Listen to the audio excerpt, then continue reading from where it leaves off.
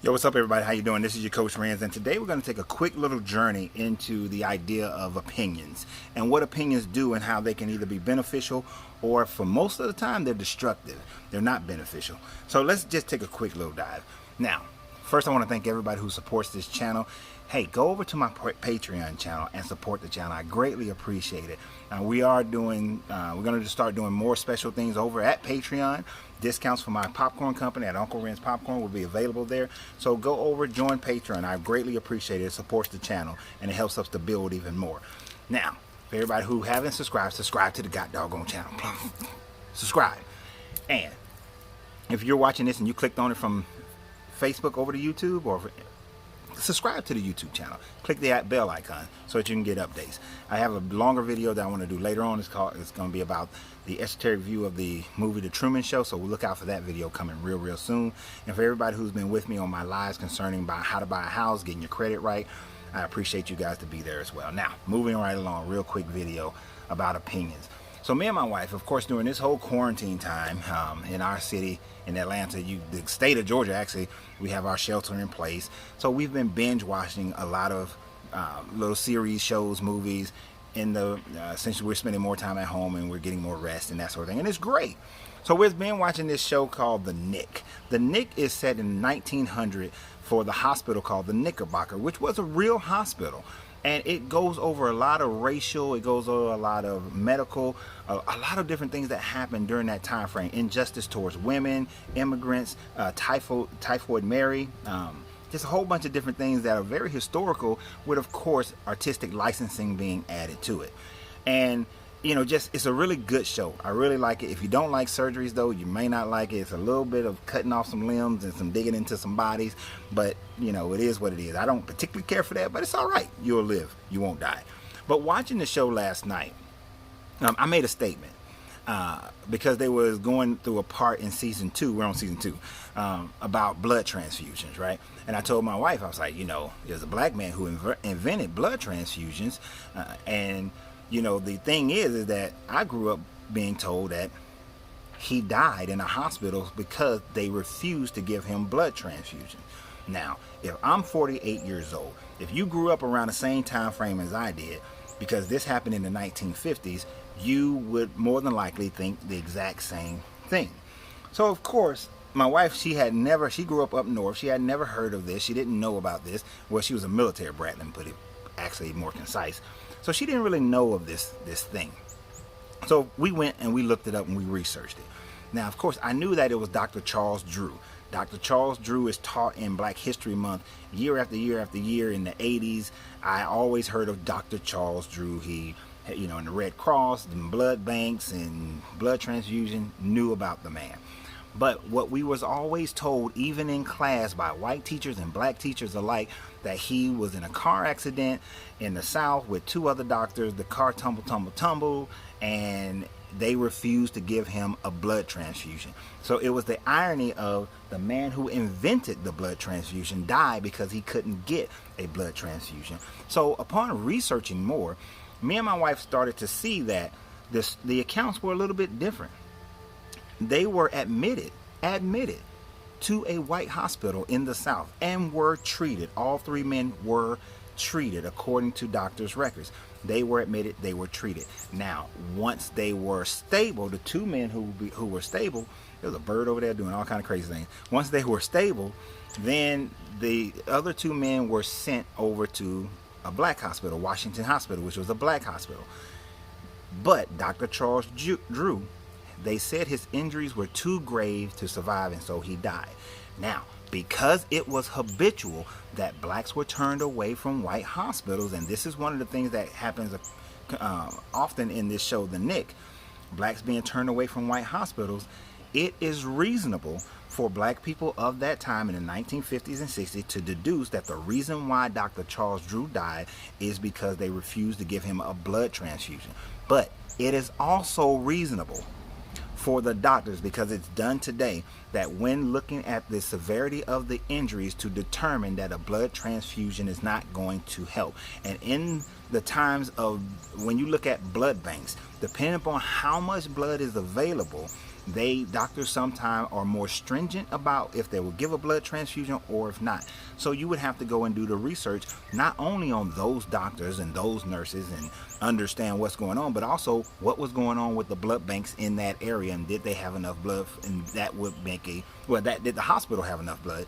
That makes a decision, especially when you're talking about triage care. When you're doing triage care, you have to determine who has the greatest ability of survival. We give the blood to them. But the thing about it is all comes down to opinion at this point, because we can read all the information. You can go either way. It is justifiable to say that they could have denied him that because he was black. It's also justifiable to say they could have denied him because his injuries were way more severe than the other two doctors. Unless you were present at the moment and was in the mind of those doctors who was treating Dr. Drew, you will not have a concrete position to stand on. It will all be opinion. And when we think about it, where does opinion come from? Opinion will come from however you have been experiencing life.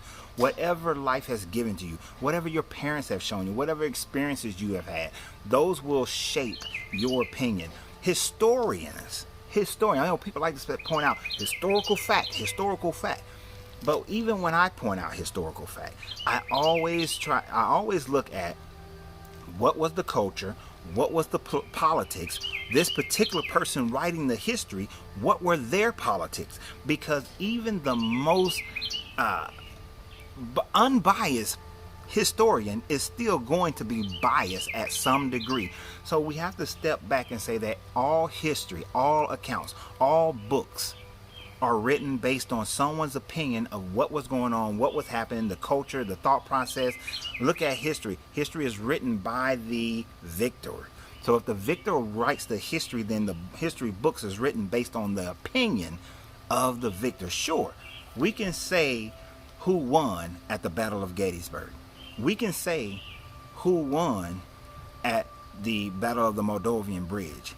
We can say that the Zulus conquered Southern Africa. Certain things we can say definitively, they conquered it. But what we can't say is how. What we can't say is what was the mindset. What we can't say is what was the actual reasons. What were the true reasons? Because some will say, oh, we conquered in the name of our God. Or we conquered in the name of resources. We conquered, but they could have conquered simply because this king didn't like that king. This king felt offended because of words that were said. This country, look at America going to Japan after the Civil War, and forcing Japan to open up its trade simply because America thought that it had the right to do so. We don't look at that. Japan had been in isolation for over 260 years, but then America showed up with some ships and showed their armament and said, you will trade and we'll be back in a year and you better have a decision, and we're bringing bigger and badder boats when we come. And Japan had to capitulate. All of that is based on opinion.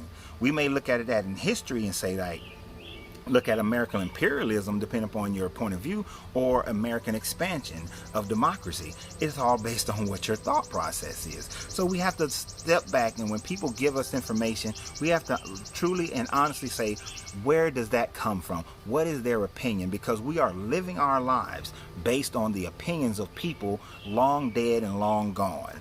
There are so many aspects of our life that is based on someone's opinion. Our Constitution of the United States, America and its borders, Russia, the Soviet Union, Africa, India, many ways of how we live and how we believe things is based on someone's opinion. Spiritual books are based on someone's opinion. Everybody says that their spiritual book is ordained by God or is the word of God. But that is just the opinion of the person writing the book, because everybody is saying the same thing. Now, is it possible that everybody is right, that God did ordain everybody to write that book in the way that they wrote it for the people that they were around in their culture and then during their time? You can say yes, you can say no, you can argue for, you can argue against, because I challenge you to find a scholar on both scholars to agree. You can find scholars on both sides. scholars, those who went to education, who went to school. You can find them who agree and those who disagree on the same thing, on the exact same thing. Why? Because of opinions. Because of opinion. But there is one thing that I want you guys to come away from this. Always research. Always research. Always contemplate. Am I impressing my opinion upon this information? And also, what was the opinion of the people of that day? If you're reading something that was written by men who looked at women as a lower class, then you have to understand why women are treated a certain way in the writing. It's because of the opinion of those men during that time frame and that culture. So we have to take all these things into consideration, and I would hope that you would take them into consideration. Even when listening to me, take into consideration that I've traveled to a bunch of different places, I've met a bunch of different people, I've studied a bunch of different things. I had my epiphanies in the early 1990s at the pyramid in Egypt, and then at the Wailing Wall in Israel. So I've had epiphanies during those time frames in those places in my early 20s. So that had an impact on who I was and my opinions. So everybody is based on their opinions. Research that, but look deeper inside yourself to understand what's your opinion, so that you can live a life that's more true to you. Because at the end of the day, it's about you living your truth and no one else's truth. Because your truth is what you're going to find, is how you're going to find what's inside you in order to make your infinite divinity explode and grow and become everything that you're supposed to be. When you're doing that, then you live that great life. When you're doing that, then you manifest in life everything you truly desire. And that's what you truly desire, not what the opinions of you got to have a house, you got to have a car, you got to have this kind of job, that kind of job, you got to have this title or that title, you got to have, but truly the opinion of your true beauty and your true power to elevate yourself to be your true self. Because at the end of the day, the only opinion that really matters is yours. You're the center of your universe. Every experience you have occurs with you at the center because it's occurring from your point of view. So be aware of that and live life according to that and be joyous in it. Remember, never take away the ability of anybody else to find happiness, to find safety, security, to eat, to live, to have, to do, and whatever. As long as it's not harming you, don't harm them. Your opinion is for you, their opinion is for them. Your way of life is for you, their way of life is for them. So y'all have a great day. Remember, you have to free yourself to be yourself, because your greatness is non-negotiable.